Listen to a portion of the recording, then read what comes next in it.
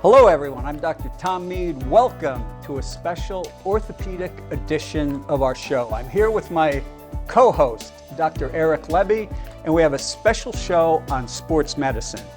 To that end, I've invited two very accomplished surgeons to join us today, Dr. Neal Stansbury and Dr. Nick Slenker. Before we get started, I just have a few introductory comments. We are all here from Lehigh Valley Orthopedic Institute, and that is really a new entity. Although it's under the old entity of the Lehigh Valley Healthcare Network, it's really the assimilation of physicians from the northeastern PA, mostly two big, large groups, but we've all come together, and it's an amazing institute. The institute is greater than the sum of the parts, but the parts are phenomenal.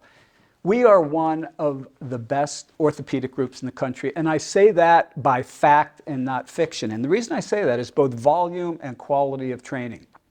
We have one of the highest number of orthopedic surgeons in the country in our group right here in northeastern Pennsylvania. But we have the best training in the country. We have trained at the best institutes of the country. We have people from the greatest colleges, Ivy Leagues, Harvard, Princeton, Penn State, other colleges. We've been at the best orthopedic programs in the country. We've trained at Penn, Rothman Institute, some of the best facilities out west. Our fellowships, there is no better fellowships than the fellowships that we have. There is absolutely no better training anywhere in the country. In our group, there is no higher level training, and we have all that in northeastern Pennsylvania. I am proud of that fact. So with that introduction, we thought we would bring you the topic of sports medicine today. And the goal, as you'll see from our show, we are not your typical doctor show. You don't see a lot of white coats here. We don't sit here and talk over your head. We're actually here for a few reasons. We want to inform, we want to educate, and hopefully we want to entertain you. We first have a disclaimer. Although we're all from Lehigh Valley Orthopedic Institute, everything we say today is our own opinion. And we may not agree with each other, which is great, because that's what happens in the real world. When you go to 4 different orthopedic surgeons, you're going to get 4 different opinions. But what we say is our opinion. This is not, we have to say this because what we say is not medical advice. Get your own medical advice from your own physicians, and we represent what we say. This is not the policy of Lehigh Valley Health Network. But with that, we hope to give you a more personal look into the physicians in our sports medicine group.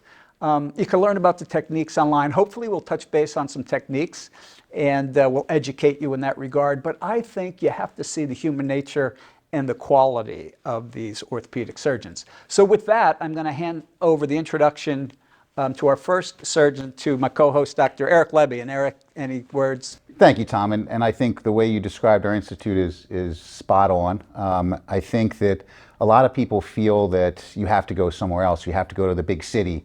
But what Tom was saying is absolutely true. A lot of us have learned from the big city and big places, and we bring those big places to the Valley. So there really isn't a reason to leave the Valley, because you come to us, you're getting Philadelphia, you're getting California, you're getting Arizona, you're getting the best of the nation. And speaking of best, I've worked with Dr. Stansbury, Neal, for 20 plus years. He's one of the guys that brought me into this group and brought me to the Valley. And I'm always proud to call you a partner. I think one of the coolest things about you is, yes, you're a sports surgeon, but you're also a world-class athlete. You are a world-class cyclist, and you had something in your life that really changed your life. I don't think a lot of people know this, but you're a transplant recipient, and not just, not a corneal transplant. I'm talking about a heart transplant recipient. And I watched you through that process, and you are a true champion to me. And how has that changed your life as a surgeon? Well, thanks, Eric. I mean, because I was an athlete, I always was able to relate to athletes that I treated, because I understood, I had my own injuries in racing bikes and traveling around the world doing that. But I always understood that, and then I developed a rare cardiomyopathy that destroyed my heart over the course of several years. And I went from going out and riding my bike 100 miles at a time to being in an intensive care unit with 2 weeks left to live and hoping I would get a heart on time. So it really made me realize what it's like to be at the ultimate low and what it takes to come back. And I came back from that 5 years ago and began to ride my bike again and began to compete again. And this year I took state championships. I took 7th in national championships, and I won the World Transplant Games in Perth, Australia. So I know what it's like to get to the rock bottom, and I know what it takes to come back. And I want to share that with my patients, and I want to be able to not only do surgery on them, but coach them and enable them to get back to the best person they can possibly be. And that's one of the reasons why Tom and I think it's so important to really see the human side of surgeons, and that I think is real important, and that really will resonate with patients. Why not, Tom, why don't you introduce Nick? So I will, but I can't let it go without commenting on how amazing it is that, Neal, you've done this. I mean, most people would, thank their lucky stars and say, I'm just going to live every day, on my own. But it truly shows your passion and your love for your patients, because this is your identity. I mean, you have a couple identities, but this is a very important identity 100%. in your life. You're a great athlete. You could have been a professional cyclist. I know that. And we actually did some triathlons together that I wouldn't have won without you on the team, actually. I was probably the laggard. But anyway, with that, it's an absolutely amazing story. And I can tell you, I visited him. I came home from a trip and visited you in the hospital. And I said to myself, he said, I'm going to be back inside of 3 months. And I said to myself, there is no way he's going to be back inside of 3 months. He was back. It's an amazing He was story. back within 12 weeks. We could spend the whole... Within 12 weeks. It's fascinating. It is fascinating. Hopefully we'll touch more on this or else. Yeah. So let me introduce Nick Slenker, who I have known for decades. I actually knew him when he was at Parkland, and I was a team physician. And if I had to summarize Nick in 2 words, I would say his extreme talent is only exceeded by his extreme humility. He's truly one of the more talented guys. If you read his CV, at every level, he has exceeded. But he literally has this perpetual smile on his face. He's this great guy. No wonder patients love him. Even if he was a terrible surgeon, they would love him because he's so likable. But he's not. But Well, he's not. hopefully I'm not. He's actually a very good surgeon. And but really, he was state champion swimmer in high school. He didn't even know what to do in college. He started drifting aimlessly out in Colorado somewhere until he sort of found some direction and finally graduated from a college out there. But he did have 1,600 SATs, and with that, he had no direction. But he graduated from the University of Arizona, and then he thought he'd go teach English in China for 6 months and find himself, which he did. So absolutely amazing history. Nobody knows that. Thank God he found a good woman in medical school and married her, because that's a wonderful part of Nick and his family. So he's an accomplished guy. He's got every honor in medical school and residency. He's voted, the best medical student, the best resident, the best research paper. He has all those accolades. And with that, he brings it to Northeast PA. He's the team doc at Lafayette. They love him there. Welcome, to our sports medicine panel.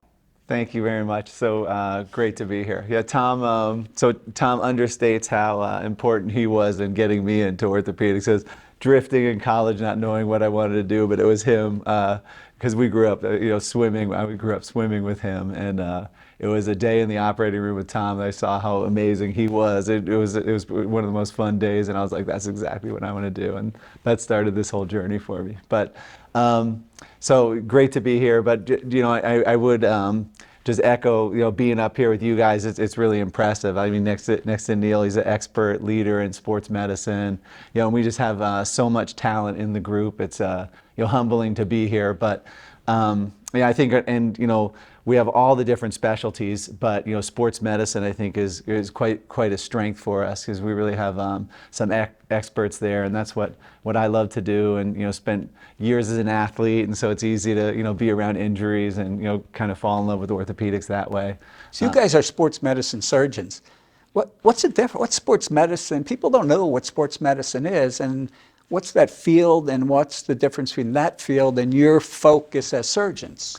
So I think sports medicine's a really a broad term, and there, it encompasses sort of, all a lot of different types of people who would take care of an athlete. And I think specifically we're sports medicine surgeons, so when it goes down the road towards needing surgery or needing to get fixed, those are the things that we specialize in. But in the world of sports medicine, there's primary doctors who might take care of the bumps and bruises, and or the teams that really surround an athlete that's injured. It's really extensive because it's athletic trainers, physical therapists. So it's really a whole team effort. And then a lot of times I think who captains that is the sports medicine surgeon. So the orthopedic surgeon, like what we've done, and then we've done sort of specialty training on top of that, specialized in sports injuries, and that a lot of times means specialized arthroscopic treatments, minimally invasive surgeries and things like that.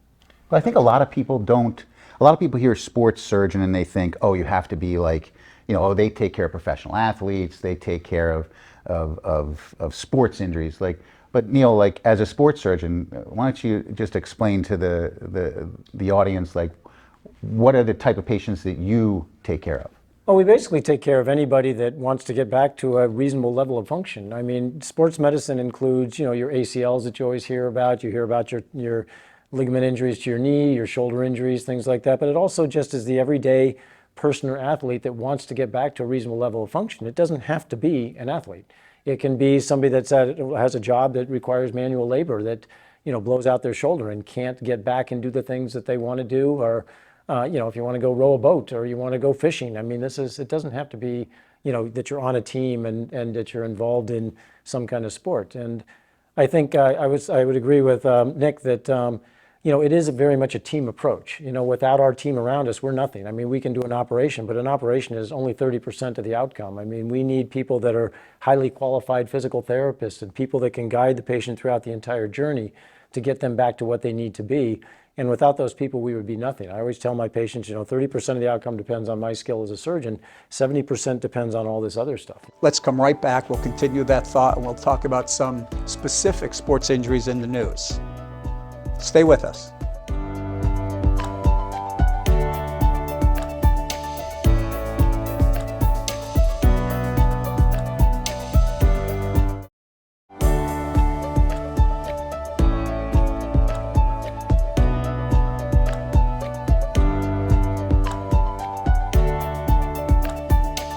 Welcome back to our special orthopedic edition on sports medicine. I have my co-host, Eric Lebby. Well, I just want to expand upon something Neal said before the break about the team effort. And, I think that that's a very important concept, and it's something that we really exemplify, I feel, with the Lehigh Valley Orthopedic Institute, the LVOI, is not just with sports, but with every division that we have, every specialty we have, it's really team related. And I think, Neal, you brought up a very good point that it's not really just the doctor. We're just a cog in the wheel. We're part of the plan, the master plan. And the master plan is really the people that we surround ourselves by, the therapists, the trainers, the nurses, the OR staff, everything from top to bottom. We really try to give the community the best at LVOI, the Lehigh Valley Orthopedic Institute. And I think that was a very important point you brought up. But back to the sports issues, we talk about, we mentioned about your heart transplant. I think something that's on the topic of people's mind is an NFL player that was basically dead on the field. And we all witnessed it. We watched it in real time with Mr. Hamlin he plays for the Bills, for the Buffalo Bills. And I was wondering what your thoughts were with that injury that he had to his heart, the commotio cordis that occurred, and just expand upon that for us. Well, it was a commotio cordis, and basically he was hit, directly on, stopped his heart instantly, and this is a perfectly healthy, normal guy that gets nailed. And it was just the wrong hit at the wrong time. But thankfully, they had people there that were able to resuscitate him immediately, and he got just incredible care. And that's one of the points of sports medicine. It's not just, an ACL. It's not just an ankle injury. It's things like, how do you handle, all the other things that come along with sports. And so they did an excellent job. They were able to bring him back. And from what I understand, he's back playing football again and everything, thankfully. And he got his life back, and that's what we all try to do. We all try to give our patients their life back. And that's that's what gives me the greatest reward, and that's why I go home at night smiling. Is it's not that I did this surgery and wow, that was a cool surgery. My feeling and what makes me feel great as a doctor is when somebody comes in at the end and says, "Doc, you got me back. I can't tell you how much this means to me." And that is what it's all about. That's why I became a doctor. So. And then Nick, you were talking on the break about how you came across him in In high school, school. yeah. And so, I mean, just like Neal, I think a lot of the sports surgeons, we spend so much time with athletes. So it really, in not only operating, but, we're also taking care of the teams. And, Neal's been a team doctor forever. I was a team doctor at Parkland High School for many years. And we were in a state final actually with him. And Hamlin actually played for Pittsburgh Catholic.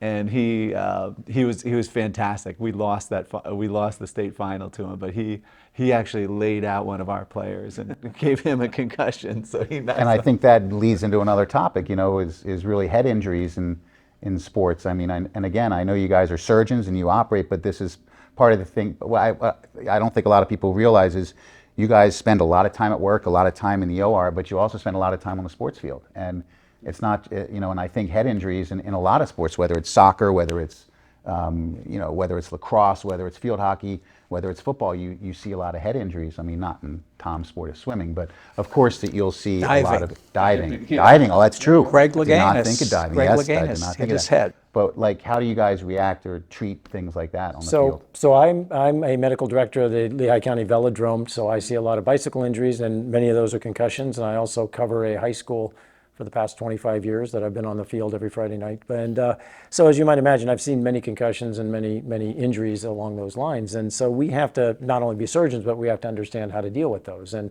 the main thing is getting these people back when it's safe, not just throwing them right back on the field. And I think when you look at the traumatic encephalopathies and those type of things that have happened over the years, I think it's happening much, much less now because we've gotten better. We've gotten smarter about how to treat these people. And if you look at the old NFL players from 30, 40 years ago, they're all there's so many of them with traumatic brain injuries that are just permanently damaged, whereas now we're very careful about those things. So when somebody like Tua goes down, we make sure that they're recovered before they go back and play quarterback type thing. And that way they can have a healthy, productive career without long-time disabilities. We spend a lot of time, I think, both Neal and myself working on that teamwork around the athletes. It's so much part of sports, but what we do is a team, like it's almost a plan for those eventualities. Because every time you're on the sideline, you have to be ready for that. Something traumatic. Is someone's heart going to stop? Do you have an AED? Do you have an emergency plan in place? And so not just, some of the things that are easier for us is probably a twisted knee, a twisted shoulder. Some of the harder things could be a splenic laceration where you have someone really in medical emergency right in front of you, and you have to figure out or just be prepared for those plans. Do you have an ambulance there, or what's the next step? So it's not a joke, but I always watch boxing, and I always think that they should change how they score boxing, because in boxing you could either go 15 rounds and you could win. You can be have a technical knockout where they count you out, or you could be knocked out and they say win by knockout or win by technical, win by points. I think they should say you win by points, he won by minor brain injury, or he won by major brain injury, because that's exactly what it is. If you think about it, it's really, they knock you out, it's a major brain injury. Sure. But that's the sport, and that's the risk they take, and even with the UFC stuff, it's pretty wild when I watch that, but it's big business. It's definitely a little more damaging than pickleball. Yes. So, although pickleball is a new craze, and there are a lot of pickleball injuries now, and, but that goes back to you guys are sports docs. It's not just the team you take care of. It's the pickleball player. It's the weekend warrior. It's a lot of those guys and gals that you see in the office. Well, it's important for us to understand every sport as well. If you don't understand the injuries that can happen from a golfer, from a ballet dancer, from a pickleball player or a cyclist, whatever it is, there's a very unique set of injuries that occur with any type of sport. So one of our jobs as a sports medicine doctor is to understand the demands of every sport so that we can get those people back to that particular sport. So I think Dr. Slenker has an association with all these injuries in major sports that are in the news today. So, Aaron Rodgers tore his Achilles tendon recently, and Nick trained with Dr. Eltrage that just fixed it. And what was your experience with him, and what's your thoughts on Aaron Rogers in the Getting news back, and getting back in getting back another week by Christmas. What magic happened? I you know. Well, I was fortunate enough to. In my training, I worked in Curlin Job, a fellowship in Los Angeles with Dr. Neal Stansbury, who's a fantastic surgeon, and really has now attracted many of the best and brightest of our professional athletes, just because of his skill and just he's also a great person. But so he does all of the all different kinds of professional athletes. But Aaron Rodgers went out recently for a newer technique to fix his Achilles. It's a kind of a more minimally invasive technique. And I think that he is very hopeful for a fast recovery. I think that it's unclear. He's very motivated to do it. I think that if anyone can, someone like Aaron Rodgers can. It's an incredible thing, the teams they have around them, the professional athletes. I was fortunate in LA to be able to take care of a lot of the professional athletes, and they're one maybe built a little different from us, so maybe their genetics help them, but also the team around them. So the therapists, the amount of rehab they're doing, it's really amazing. So to that end, he has a chance, I think, of getting back a little faster. So is his biology different than Neal's? If Neal would tear his Achilles tendon, would he heal faster? The biology I doubt, but I tell you that those athletes, having worked with a lot of professionals, they're different. Their proprioception, Have a different gear. Yeah, They have an extra gear. Extra gear, and just some of the things they're able to do with their body, and maybe not the healing of a tendon. I don't know that they're better or faster than that, but their rehabilitation is easier. It's something about that elite athlete. They're some of them are special. Yeah. So when you were out there, I remember when I was a fellow in Cincinnati, we all had teams we took care of. We saw the Reds players, the Bengals players. Who were you involved with out there? I was an assistant physician for the LA Lakers and the LA Kings and LA Dodgers when I was out there. So we took care of the three big ones out there. So it was a really wild experience. And I was actually there with Kobe Bryant when Kobe Bryant tore his Achilles. And so I was part, Neal Stansbury repaired his Achilles. But his recovery was much longer than 3 months. He was about 10 months back to play, and some of that is the off-season timing. Yeah. But basketball is quite demanding. I'm sure Aaron would say the football players are tougher and better, and they can get back quicker. We'll see. I don't know. That's Aaron, he has the power of positive, power of positive. Yeah. Thinking. Well, it's a great experience. Yeah. And literally, I mean, how many Achilles tendons have we fixed here? We do that operation, and you're here back here. That's offered. That's not just offered there, that's offered everywhere. I remember years ago when I did everything, and he wouldn't mind me saying this, Elliot Sussman was the CEO at Lehigh Valley. I fixed his Achilles tendon. He's not the same caliber as Aaron Rodgers. He plays tennis, but he did not have a big contract. But we did do him as an outpatient, and a year later he got back, although he was still limping. Well, I think the cool thing about sports medicine, one of the things I love, and coming back here because I'm from the Valley, it's like taking care of all different types of athletes. Because now I take care of more college and high school athletes, and they're great. And the professionals are awesome to be around, but it's a different animal. They have competing interests, and mostly great people. But it's different when you're doing it for your own profession. I mean, they'll take some risks because their bodies are really, what they make money off of. Different if you're, kind of a weekend warrior, you make different decisions. But I love that part of it, being, treating the different athletes. And I think that's what's inviting and cool about being a sports surgeon is you're really taking care of kids like 6 to 80. You're, because I know a lot of 80-year-olds that still play tennis, and they're, an athlete is not necessarily the professional athlete. An athlete is someone that enjoys an athletic event. Sure. Whether it's swimming, tennis, golf, like you said. It's not all the football players and baseball players and soccer players.